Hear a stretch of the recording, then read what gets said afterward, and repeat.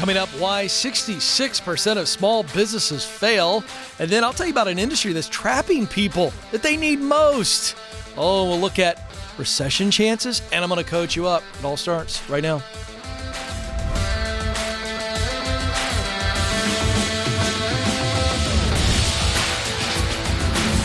All right, here we go. The Ken Coleman Show is going, helping you win at work and win in life. We're looking at the whole deal. Relational purpose, professional purpose, winning with money, relationally, the whole 9 yards, helping you with the whole deal with a heavy, heavy focus on the world at work because you spend more time there outside of your bed than anywhere else.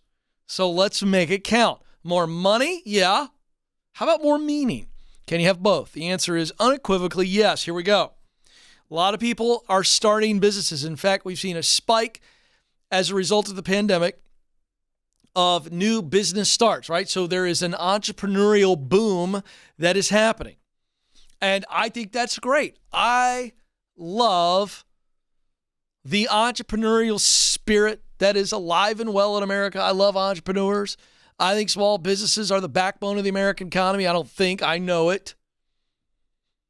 I think that solving problems in the form of a service or a product is a beautiful thing. In other words, I'm a capitalist pig. But I also want to warn those of you who are going, I think it's my time. It might be. It might not be. Might not be the right idea. So this is a warning. And Alex, I want to make sure you hear this. My head's in this space a lot right now. Helping would-be entrepreneurs, would-be small business owners who want to start something on the side, or you think you're ready to go all in. I'm going to be doing more and more content in this area. And here's why. The Economic Innovation Group reported recently that almost 5.4 million applications were filed to start new businesses in 2021. That means there were about 1.9 million more business applications in 2021 than there were in 2019. That's a 53% increase. I told you there was a boom. There it is. But according to the U.S. Bureau of Labor Statistics, about 20% of U.S. small businesses fail within the first year. All right, so let's just do that. Alex, help me with my math. Most of the time I have to take my shoes and socks off to do complicated math. Some of you will get that joke about 5 minutes from now. 5.4 million applications were filed to start new businesses in 2021. Let's assume that they didn't just file, but they started. We'll just assume that. That's not true, but just for round numbers, 5.4 million. The data is clear. About 20% of those will fail within the first year. Are you kidding me right now? Are you catching that? That's over 1 million. Right? 20% of 5.4 million is over $1 million. Over $1 million. That's crazy. That's heartbreaking. Oh, can I also tell you this? Inside of all that heartbreak of 1 million plus businesses failing is the fact that there are broken hearts and dreams and money and bank accounts and all the things. That is a path of destruction. In other words, it looks like lunchtime on the Serengeti. Just bones and guts everywhere. After 10 years, only a third of businesses have survived. That's where we came up with that 66% number. I didn't come up with it. The data shows it. So it's hard to start and win and sustain the wins in small business. It's hard. I am not trying to be guy. All right. But what I am trying to say is we need to be aware of what is leading to all of this scary, awful data. Why? Because if we are aware of why so many are failing, then we ourselves don't have to fail. We can set ourselves up to win. People want to start their own businesses. They're always going to want to start their own businesses. But the reality is, if you don't set yourself up for success, you have very, very low chances of long-term survival. So I want to just walk through, as I love to do, some just basic strategies to win in your startup, whether it's a side hustle or all in. Number one, start small. Start small. Start small. That means I'm just going to offer my product or my service for free or next to nothing. I'm not trying to make money. I am trying to prove the concept. See, big difference. You know what the real mental focus needs to be when I start something? It's not to make money. It's to prove that I have a solution to a problem that people have, and then they agree this is a good solution. So we're proving concept. Making money is down the line. Offer your product or your service for free. Offer it in small doses. So start small is 1. 2, offer the product or service for free. 3, offer the product or service in small doses. Don't overcommit. Okay, if you're going to get in the t-shirt business, don't order 5,000 t-shirts. You say, Ken, what's a better deal with bulk? I don't care. It might be a better deal, but you're also going to be stuck with 5,000 t-shirts or 4,970 because you gave 30 away to all your friends. And they were like, oh, geez, Ken gave me a t-shirt. I guess I got to take it. I wouldn't buy this t-shirt. Number 4, listen to customers or potential customers. If you're not selling, you give it away in return for, I need a really honest opinion. Incentivize people to tell you the stinking truth. Truth is beautiful. Years ago, I had the opportunity to be on a early screening in a screening audience for a movie. And they wined and dined us, man. They're like, we're going to give you this gift card. We're going to do this. We're going to do this. We're going to do this. All so that you'll tell us the truth about the movie. Can I just tell you something? I had no problem telling them the truth because they're like, I'm incentivizing you to tell me the truth. I was like, okay, great. It sucked. Number 5, filter the feedback, right? What's right about the product or service? What's wrong with the product or service? What's missing about the product or service? What's confused about the product or service? And then take that feedback and put it back into the product or the service. Iterate. Version 2, version 3, version 4, version 5, version 17. And grow at the speed of cash. Never take debt out to start your business. It's too much pressure. It's bad strategy. It's awful financially. You don't need to take out debt. I told you to go slow. And then repeat this process over and over and over and over and over. Why? Because I'm going to improve it, and then I'm going to be able to scale it once I know it's got a livelihood. Folks, I love the idea of starting a business. Start the right business. Start it the right way. Coming up, we're going to get in the news and take your calls.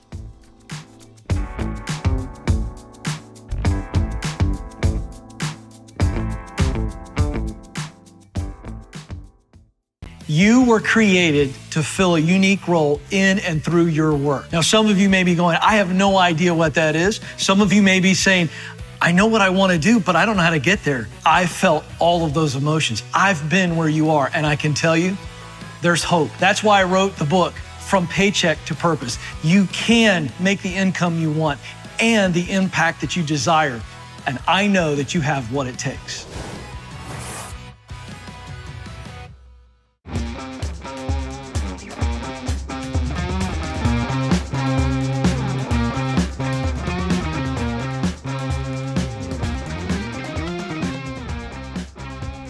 All right, folks, welcome back to the Ken Coleman Show, helping you win at work and in life. Coming up in just a matter of moments, we're going to dive into 2 stories, and it occurs to me you folks are amazing, and we're starting to get some more pinpointed suggestions. People are emailing. People are reaching out on social media going, Ken, I want you to address this issue. And it occurs to me, I like that. You want to have me tee off, sound off, dive into, teach on. I'm happy to do it if we feel like it's a great fit, but we love your suggestions. Ask at kencoleman.com. Send us an email, and Amanda gets them, and she forwards them on to me and Alex. So, hey, I want you to cover this. What about this? What about this? Love that. Because, again, I am a man of the people. I want to help you with what you need. Let's go. It's time for In the News.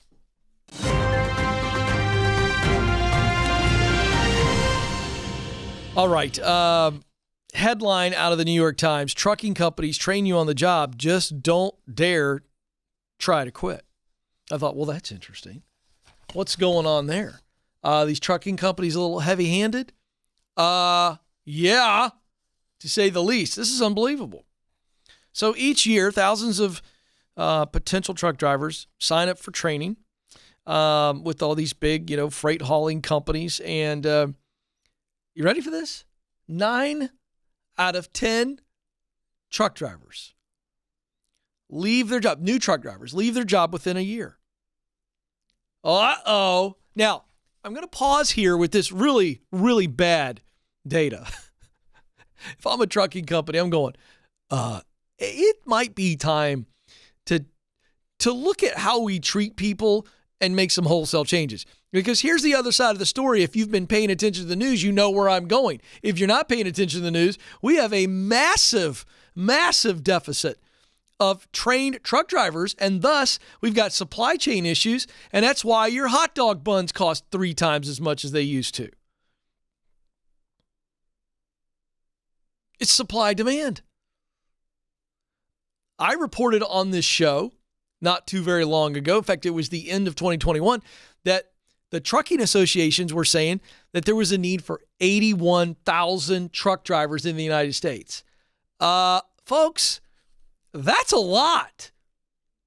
And yet we see data that new truck drivers, 9 out of 10 of them quit within a year.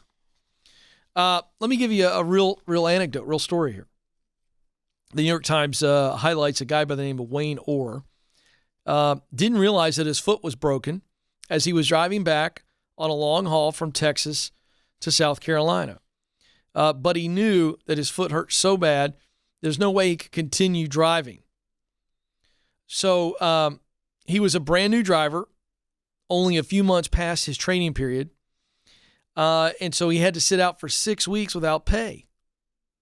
Then, when his foot finally did heal, he discovered that his company, CRST Expedited, had fired him. Frustrated and needed a paycheck, needs to take care of himself and probably others, he finds a new job driving for Schneider International. By the way, that's a fun word to say. I don't know why I take great pleasure in saying Schneider. And by the way, it's more fun if you go Schneider on the front of that. But you ready for this? After he starts driving for Schneider, he finds out that CRST was threatening to sue Schneider for hiring him. What? So then he calls CRST and they say,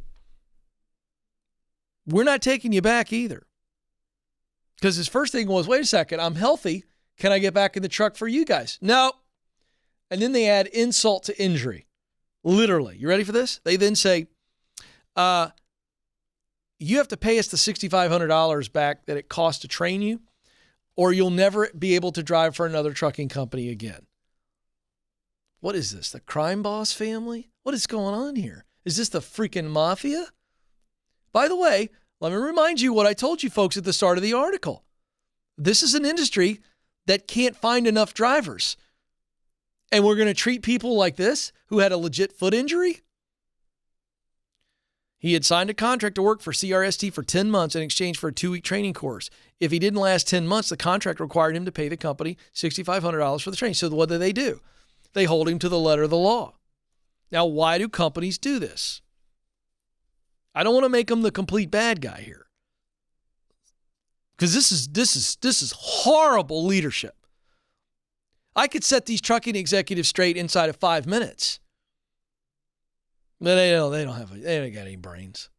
They just do things the way they've always done them, and they don't realize what's going on. They're driving their own industry. And by the way, my freaking grocery price is up. Ken, why are you so fired up? Because this is affecting your grocery prices, folks. Oh, my gosh. E-commerce is expecting Americans to expect quick delivery. Trucking companies face more pressure to haul more and do it faster. The American Trucking Association, as I said, has warned of a vast truck driver shortage. I wonder why. 9 out of 10 are quitting. Why are they quitting? Because you treat them like crap. Man, oh man. So these companies, by the way, have to then create this constant flow of new people coming in. It's crazy. So here's the deal. The cost of quitting. Thousands of aspiring truckers sign up for training each year, but if they quit early, they are pursued like they have debt from debt collectors. It's creating more shortages and now supply chain issues. Why? Here's what they're saying. We feel like we're throwaway people. CRST, that Iowa-based trucking company, would not answer questions from the New York Times. Of course they wouldn't. They're ashamed of themselves. And they should be. In other news, Walmart is figuring it out. I saw another headline today, Alex. Walmart is offering $110,000 starting pay to truck drivers. Now, you want to fix the shortage? Don't just entice people with a really nice compensation package. Treat them like people. You know what we ought to do? We ought to have, the Ken Coleman Show ought to have Truck Driver Appreciation Day in the near future. And we all honk at truck drivers. Instead of flipping them off, we go. Maybe we could get kids to make poster board. Thank you for delivering our important goods. Truck Driver Appreciation Day. Let's think about it, people. If you like the idea, let us know. Maybe we'll do it. All right, another headline. 81% of U.S. adults are worried about a recession hitting this year. 81% of adults said they think that the U.S. economy is absolutely likely to go into a recession. Now, this is interesting. The breakdown. Republicans are more likely to think that there will be a recession than Democrats, as well as those who see themselves as financially worse off this year than they were last year. So forget, how you vote. People who go, I'm worried that we're going to be worse off, they think that recession is a big part of it. So what is a recession? I think we hear words sometimes, and I want to make sure that you folks know what the true economic application of the word recession means. It is a significant decline in economic activity that is spread across the economy. So we're talking about hitting multiple different sectors of the economy. So for instance, think of housing would be down, right? In multiple areas of the economy, hiring down, unemployment up. You would see all these negatives in multiple areas of the economy. A significant decline in economic activity that is spread across the economy and lasts more than a few months. So you're talking about 4, 5, 6 months. Now you can say this is a recession. And some people are probably wondering, Ken, what do you think? I don't know if we're going to see that unless, let me tell you what I think will guarantee a recession.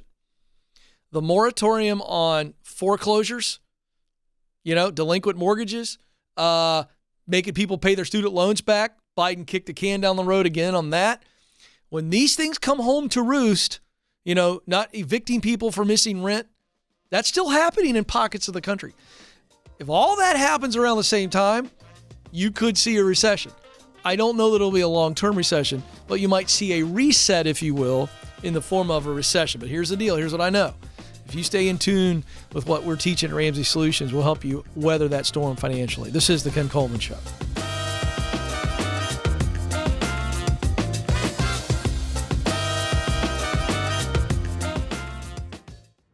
Are you wondering if you should leave your current job or stay put? Well, you're not alone.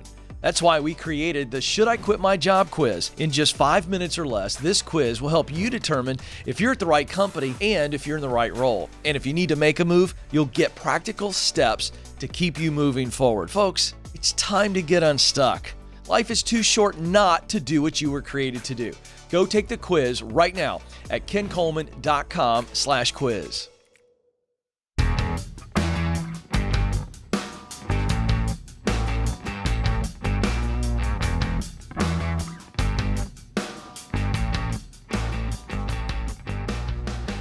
All right, folks, welcome back to the Ken Coleman Show. Thrilled to have you with us. We are here to help you win in your work life as well as your life. I mean, let me tell you something. I can't say this enough. A lot of the relationship problems we have can be tied back to work issues. Not having any sense of purpose or meaning, just feel like, oh, I'm just kind of going through the motions. I don't matter to anybody. My work doesn't matter. Or I'm stressed out of my mind. I'm burned out. Those are two biggies. And if that's happening in your work life, here's what I'm going to tell you. It will trickle down into your personal life. And nobody wants to see you kicking Rover when you come in the door at 5:45. All right, let's get to the phones. 844-747-2577. Michael joins us in Concord, California. Michael, you're on the Ken Coleman Show. Hey, Ken, how you doing? I'm living the dream, Michael. What are you doing? Just working. All right. And that's what I'm calling about. Attaboy. Attaboy. So I work in my family business with my dad and my sister, and I've been ready to get out for quite some time, but I feel this obligation to my family and kind of just to see things through. But yeah, so I don't know exactly how to get out of it cleanly. And just one other tidbit is we've been planning on selling the business, and it's not moving as fast as I'd like to, like it to. So got it. All right, how do I navigate that? Yeah, let me dive into this. I'm so glad you called. So glad you called because you can do it, and I'm going to help you. What's the business? It's a carpet cleaning supply company. We sell all the equipment and chemicals and tools and all that. Okay. And is the transaction underway, or is it just being discussed as it relates to your dad selling the company? No, it's just being discussed. We're kind of moving the company in that direction, taking care of inventory and all that sort of thing to get it clean for a potential buyer. Got it. And when you say it's not moving as fast as you would like, give me some real specifics. Okay, I've been here for about 7 years. We've been talking about it probably 10 years. So, right. So really in the past 2-3 years, we've really gotten serious about it and just trying to position ourselves that way. Well, what has to happen in your mind? Do you and you don't have to list it out for me in the audience, but I'm just curious, do you know what needs to happen, has to happen to where we're ready? To an extent, yeah. It's my dad's baby, and I don't know if he says he's ready, but I don't know if he'll ever get to that point. So. I believe you. I don't think he's ready at all. So, okay. So now we're talking about two different readies. Mm-hmm. And I'm going somewhere with this. So it's obviously Pop is not emotionally ready to sell the company, right? Could be a variety of reasons. But I'm saying do you know what logistically has to be done to where it's actually ready? And are you already there? And the only thing that's holding it up is Pop ain't emotionally ready. There definitely are logistic reasons.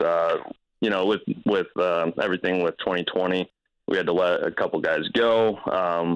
We have 3 people, me and my sister and my dad. And then, we have space for probably 3 other people that, would make the place run smoothly. Are you able to usher in those changes that are on the checklist that have yet to be made that you now say, if I did these things or we did these things, we would be ready to put the company up for sale? Are you able to usher in those changes without him? Yes. Yeah. Okay. So I'm going somewhere with this. Okay. If you were able to put the company up for sale, mm-hmm. would that be your preferred way to exit the business? Because now it's kind of a no-brainer. It's like, I didn't leave my dad and sister. We sold the company and now we get to go on our separate ways. Is that your ideal scenario? Oh, yeah, definitely. I mean, as being a shareholder in the business, that'd be obviously the best way. It'd be clean. It'd be financially great for me. Have you told your dad that you want to get out of the business? I have, yeah. Actually, earlier this year, I told him What'd he say? Pretty much. He respects it, and he's on the same page. But it's kind of a difficult business to, get everything handled. And, there's only so many hours in the day for 3 people to take care of everything. So, yeah, but that's a hiring issue.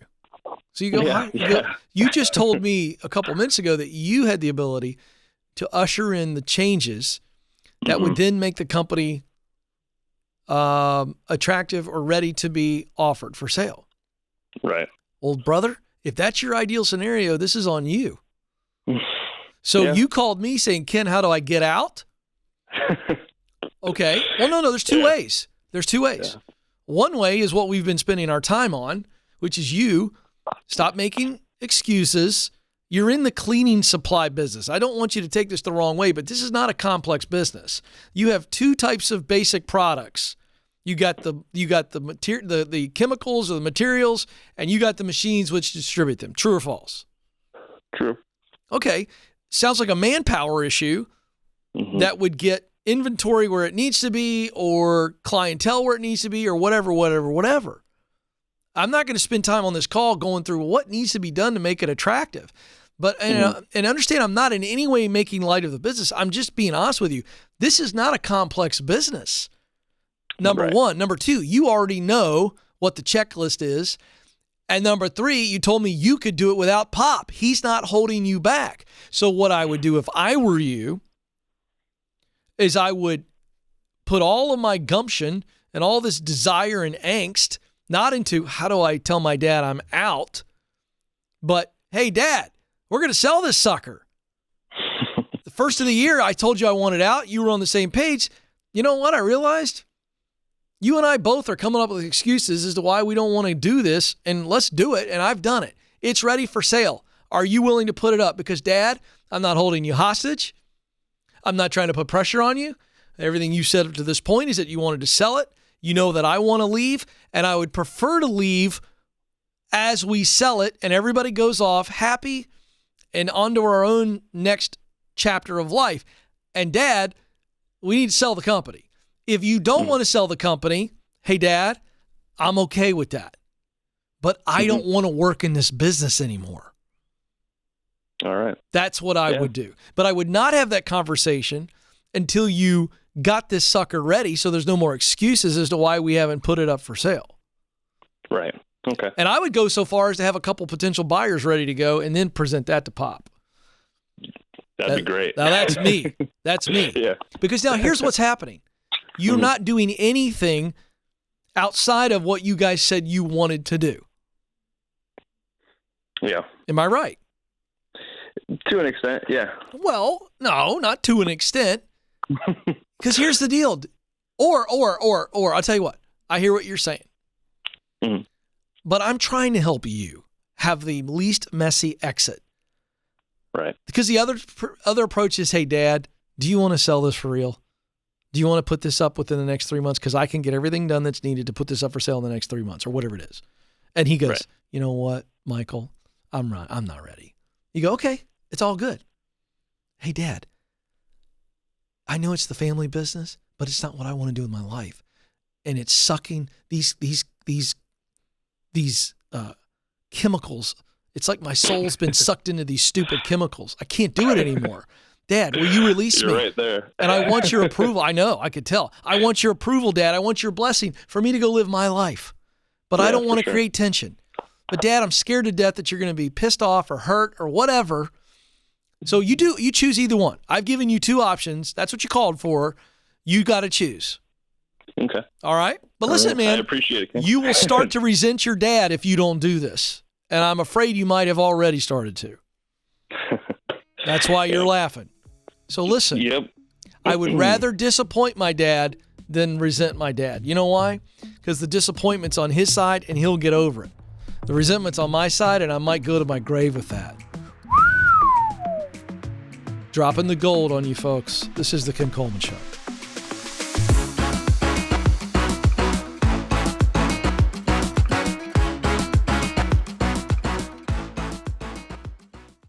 According to Glassdoor, the average job offer attracts over 250 applicants. So if you've made it to the interview, you've already made a great impression. So now is your time to showcase how you are the best choice for this role. That's why we created How to Win the Interview. This free guide will walk you through the 5 strategies to help you stand out amongst the competition. With just a little intentionality, you can prepare yourself to win the interview. To get it, go to kencoleman.com/interview.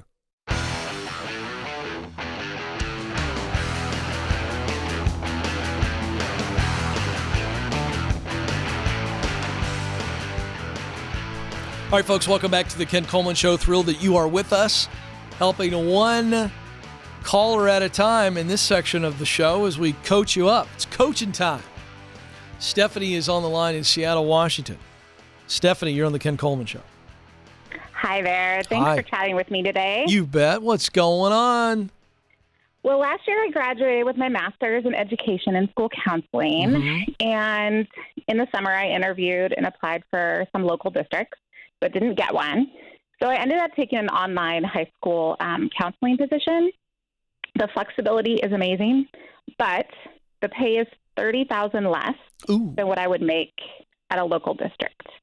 Well, hold on a and second. I just had my Hold on.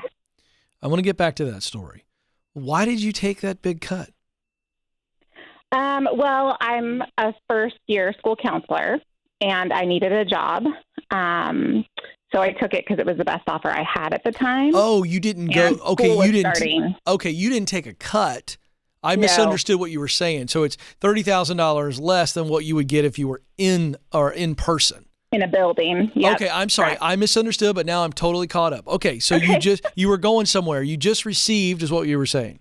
Yeah, I just had a review, and I got exceptional on everything. Good. Way to go. So thanks. I love my job. I love Good. the students, love the staff. But I'm wondering if I should ask my admin for a raise, even though I'm still looking and applying for in-person school jobs right now. I might not stay. That's what I'm saying. I don't think you're going to stay. I would go so far as to say there's no might about it. Yeah. There's nothing wrong with trying to bring up the conversation. Here's what I teach on the show. And I'm not saying you're planning to say it this way, but it's less about the words and it's about the strategy. I don't like people going in and going, hey, I want a raise. Yeah. It just never turns out very well. You just had your review and they didn't offer you a raise. I just don't know what the contract will look like until towards the end of the school year, because that's when they ask people to. Well, I'd ask sign them. again. I'd say, hey, Okay. I want to grow professionally. Yeah. Obviously, I'm in my first job out of school, and I got an exceptional review. Is there a growth plan? What is, as you get reviews, what does growth look like professionally and financially? I like that question. Okay. Because that's going to bring, idea. that's not you asking for a raise. It's you kind of sniffing around going, what's the future look like? Yeah. No, That's a I think very normal conversation. And let's be honest, you're looking anyway. So Yeah. the moment you get an in-person thing, you're saying, I'm out. Yeah. Yeah. Yeah. I wouldn't push too Okay. hard on it. You're right out of school. But let me also say this. Do your homework and see if what you're making right now is equal to, is it equal to low end of the range, mid-range, high end for, your area, Seattle. So we're looking at zip code. Yeah. It's very low. Very low. I feel like they offered me something low because You're straight out of school. that's what their budget was there. Yeah. I have tons of experience with teens and youth and kids and Well, then you're in exactly right. education. Is this public school? Yeah, it is public school. 100% they offered you what their budget is. Yeah. So you are limited to that. So that also makes me even more sensitive to how we talk about a raise. Okay. But if you talk about it the right way, you're not going to damage your relationship with the leader. Yeah, because I want to have that. I mean, I have a good relationship with everybody, and I don't want to burn bridges, obviously. Yeah. But their hands are tied. They're not like a business. Too. I get it. If something doesn't come down the road, the line. Listen, that question that I posed is how you do it. Let's see what advancement might look like, what they think, what they'd like to suggest. what you're doing is you're giving them an open-ended chance to respond without feeling any pressure. And I like that approach. And then we're going to find out what kind of vision are they casting for you. If you don't like it, it's okay. Yeah. And we move on. Okay. Yeah, appreciate you. No, that's perfect. Thank you so much. Yeah, thanks for the call. You know, I say it over and over and over again. I just want to visit this point. Not that anybody ever goes in and sits down and says, hey, I want a raise. Nobody ever talks that way. I certainly hope you don't. But this idea of saying, hey, and you're hemming and hawing, well, I've been here such and such a time, and I got this review, and I feel like I haven't had a raise in 2 years. Listen, I don't care how sweet and how strategic you are. That puts the leader on the defensive, and it's never going to lead to a really healthy conversation about your professional growth, which includes a bigger paycheck. Talk about a growth plan. What they see is your future. That'll give you all the info you need. This is The Ken Coleman Show.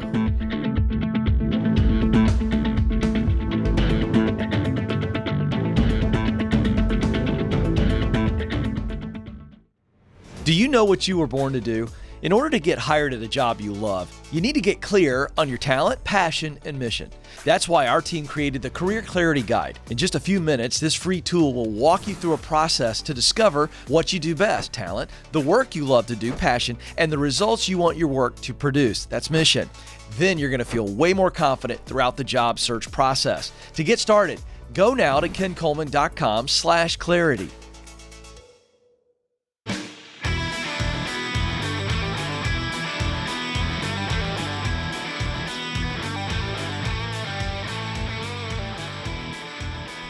All right, folks, welcome back to the Ken Coleman Show. Thrilled to have you with us. Hey, I want to remind you, ZipRecruiter is the #1 hiring site in the United States because of their effectiveness. Their artificial intelligence tools are constantly combing the world at work, if you will, and job listings. And what they do is they're matching up open jobs to your profile, and they recruit for you. They send you jobs. They recommend your resume to companies. They keep you up to date all the time on what's going on. In short, it's the easiest way to get yourself out there. I would continue your own strategies as well. But because it's free and because they're so good at it, that's why I endorse them. ZipRecruiter.com. Go today. In just moments, you get a profile up. One click to submit a resume. One click to accept an interview offer. It's just so easy. ZipRecruiter.com. Go today. 844-747-2577 is the number. Brandon is on the line in Bridgewater, Virginia. Brandon, you're on the Ken Coleman Show. Hey, Ken. How you doing, sir? I am living the dream, Brandon. How are you? Living the dream. Living the dream. Where is Bridgewater? Is that over on the Eastern Shore? Yeah, that's on the Eastern Shore. That's like central of Virginia. It's about 2 hours. Yeah, I know where it is. Richmond, would you believe I Rochester. played against Bridgewater Academy when I was in high school? No, I did it. There it is. Really cool. I thought that was where you were from, and I wanted to make sure. So, yeah, know your area well. How can I help today? Oh, so right now I'm just calling for give an update. So I called back in November and wanted to get your advice when it came to broadcasting because I wanted to get into that field. You might remember the call. You might not remember the call. I'm sorry, but I get lots of calls, but I'm excited about the update. I love, by the way, that you're catching us up. So you wanted to get into broadcasting. What did we talk about? Yeah. So wanted to get into broadcasting, give me good tips when it came to just, reaching out to radio stations and, paying for a slot to just be on air and so forth. And so for me, I just got my foot in the door at a local radio station in Harrisonburg, next to Bridgewater. And I just went in. They weren't hiring at the time, but I guess I made a good impression because I just got my foot in the door, just talked to the manager. And okay, here's what I want you to tell people. You were starting to get there, but when you showed up, did you just volunteer your time? How did you get your foot in the door? So pretty much when I get my foot in the door, I just emailed. They have a website. And so I went on to their company website and I reached out to the broadcasting manager and also the general manager. I just said, hey, I'm looking to get into broadcasting. I would love your advice just to get into the industry. It doesn't look like you guys are hiring, but would like to just at least get your advice. So I just went in there, talked to the manager. And then throughout the few weeks, I just kept calling back every other day and just saying, is there any update? Because they told me, we don't have a position for you, but, we like your style and we're willing to see if we can open an opportunity for you. Wow. So what happened? So they gave me an opportunity to learn how to run the board, and so far I've been doing a little on air when it comes to news and. Oh my gosh, Joe Hankin, folks, is smiling ear to ear in the control room. There he is. Look at him, looking like he just got back from Hawaii. Joe runs the board for the Ken Coleman Show, but Joe did this in local radio, in WDUN. In Gainesville, Georgia, when I started on Saturdays, Joe was the guy that got stuck with me. Poor guy. He was on the Saturday shift, and they put him on my show. I paid my way on, and Joe also has done news before. So this is fun, Joe, isn't it? I mean, he's getting in the right way. So how's it going? Like, are you doing this 5 hours a week, 10 hours? What's going on? So far it's been part-time. I'll give it about roughly 20 hours a week. Fantastic. Going in early on Saturday and Sundays, 5 a.m. to about 10 a.m. Oh, yeah. Joe knows that shift. Oh, gotta love that time, I mean, how does it feel? How did it feel the first time they trusted you to do a news update and you were on the air? How'd that feel afterwards? It was a good feeling. I mean, it was pre-recorded, so I wasn't as nervous as when I went live for the first time. When I went live, it was kind of like sink or swim. The first time I was going to go live, I took it out, and then the guy who runs the news, he was just saying, well, got to do it an hour later. So I was just like, all right. So I was sweating up the ear to ear till it was time to go on. And then once I got on, I just went through it without a breeze, and might have missed a few things, one or two things. I'm sure you did. Down a little, but I'm sure you did, but it doesn't matter. You survived. Exactly. And now how's it feel when you do it, when they call you with a news update? Well, how do you feel now? What's the difference? It's pretty good. Just still learning the ropes. So, it's all a work in progress, getting up that climb. Yeah, but my point is when they call you now to put it, so you get excited. You're not scared as much. No. Yeah. Once they want me on the air, I'm like, let's go. That's fantastic. So you're in, man. You are actually in. Now you're part-time. And quite frankly, you're not very good right now, but that doesn't matter. You're learning. Exactly. Right? You're getting better. Do you see a path to where you could eventually do this full time? Do you see it now? No, I definitely see it full time. Definitely doing a lot when it comes to networking and so forth. Fantastic. Fantastic. Yeah, so I'm really proud of you, Brandon. Really proud of you. Yeah, you did this. You put yourself out there. Now here's the deal. Continue to be faithful. Take every opportunity they give you. I don't care what time of day it is. If you're able to do it, you do it. You keep doing a good job. Keep learning. Turn yourself into a human sponge. And before you know it, you watch what happens. A door will swing wide open many times when you least expect it. And you, my friend, are going to be ready. You got it? Yes, sir. Hey, man. Whatever you need, I'm your man. I appreciate you. Thank you for calling. That right there is really awesome. Really awesome. I'm going to tell a story that ties into this. I wrote about it in my last book, From Paycheck to Purpose. This young man, he took the advice I gave him, the proximity principle. I said, just show up at any radio station and figure out any way possible to get in. And he did it. There was a season where I was trying to get a hold of many local radio stations, and I was getting ghosted. Didn't even know what ghosted meant back then. And here's the story I'm going to tell very quickly. While we are out trying to connect and put ourselves in proximity, don't miss opportunities just to serve and to help other people. When we're on this journey, sometimes we get so hung up in our own dream and desire that we miss opportunities to help. And I'm going to tell you a story of one of the greatest opportunities that led me to Joe Hankin and Gainesville, Georgia, and WDUN. So I'm miserable. I'm not making any progress. I'm holding pity parties every day. It's pathetic. And in the midst of this, I get a call one day from somebody who said, hey, Ken, would you be willing to have lunch with a friend of mine? She runs a nonprofit, and they're trying to raise sponsorship dollars, and your business does big-time sponsorships. You've got expertise, and I think she would benefit from having lunch with you and I. Would you do it?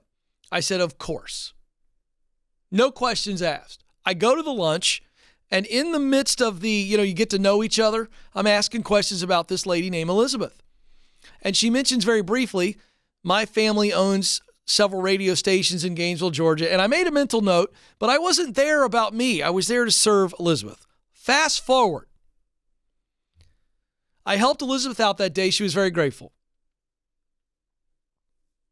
3 months later, I'm sitting in my basement office having a pity party about how no radio station will call me back. And I said, you know what, Coleman? Go back through everybody you know and see if you know anybody that knows anybody at those radio stations. So I started going one by one, and I came across Elizabeth Carswell, who happened to be the lady I helped several months earlier. And I remember she told me she had a radio station in her family. That's all I remembered. I emailed her. I said, could you talk to me sometime this week? She said, how about now? Listen, folks, I called her, told her the story.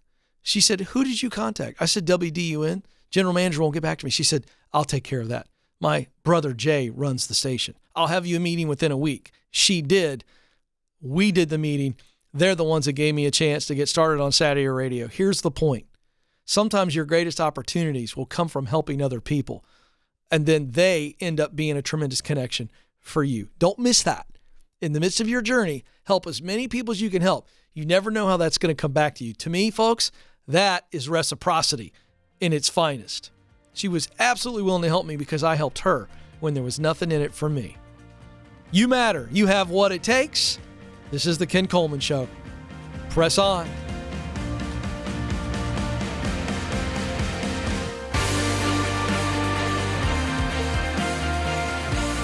Thanks for listening to the Ken Coleman Show. For more, you can find the show on demand wherever you listen to podcasts and watch the show on YouTube. You can also find Ken across all social media by following @Ken Coleman.